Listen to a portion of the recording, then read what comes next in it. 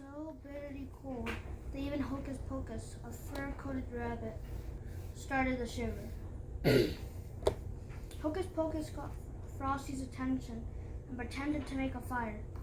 "Oh boy, that's one thing I really can't do," said Frosty. "Guess we just better keep moving till we can find someone who can." Suddenly, they came upon a tiny glen. The woodland animals were busy decorating for their Christmas celebration. Hocus Pocus spoke to the animals. He explained that Karen needed to warm up by a fire. The animals were delighted to help. Soon there was a splendid fire crackling away. Karen warmed up quickly by the fire's side. Frosty was careful to stay far away. He didn't want to melt. Frosty had to get Karen home, but he also needed to get to the North Pole. Suddenly, Hocus Pocus thought of something. "Santa Claus!" exclaimed Frosty. "That's a great idea." Hocus Pocus stayed with the woodland animals. As soon as Santa arrived, he would bring them to Frosty. Frosty waited patiently. He was close enough to keep an eye on Karen, but far enough away from the heat of the fire to keep from melting. All of a sudden, Professor Hinkle appeared, startling Karen. "Give me that hat," demanded Professor Hinkle. Frosty raced down the hill to save Karen. "Get on my shoulders," said Frosty. Since he was made of snow, Frosty was the fastest belly whooper in the world. He and Karen practically flew down the hillside. The professor could hardly keep up. Luckily for Karen and Frosty, they came upon a glen house at the bottom of the hill. Frosty carried Karen inside. He would only stay for a minute before he melted too much. But Professor Hinkle sneaked up and slammed the door.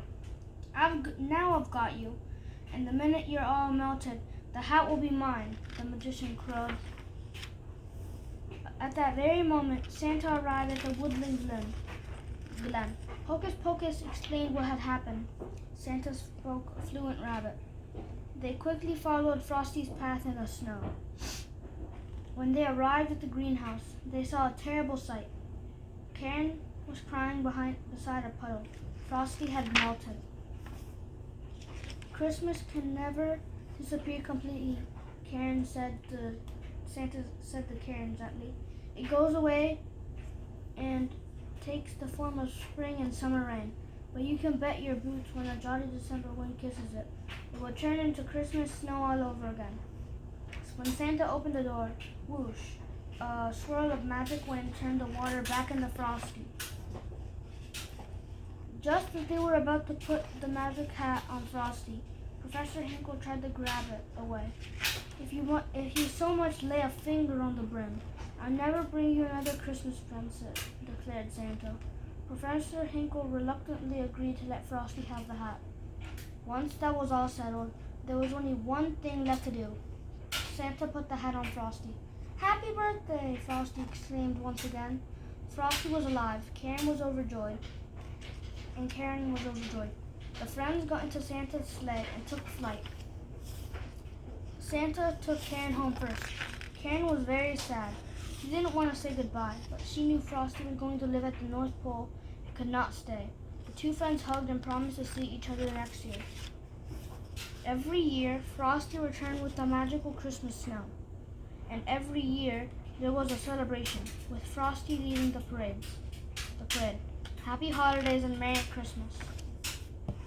The end.